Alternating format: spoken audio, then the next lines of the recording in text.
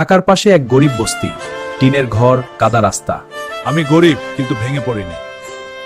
Hulk, তুই এমন করছিস কেন? মা, আমি বিয়ে করব, আমায় বিয়ে দাও।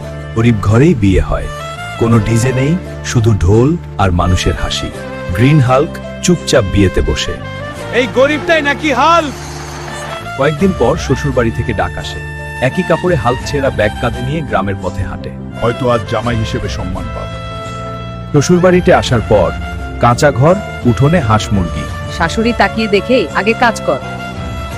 কি কাপড়ে গ্রিন হাল্ক কলা গাছ কাটে, গরু টানে, মাটি খোঁড়ে। গ্রামের লোক হাসতে থাকে। রাত, গ্রিন হাল্ক মাটিতে বসে খেতে বসে। তার সামনে ভাত, লবণ আর কাঁচা মরিচ। শ্বশুর মাংস খায়।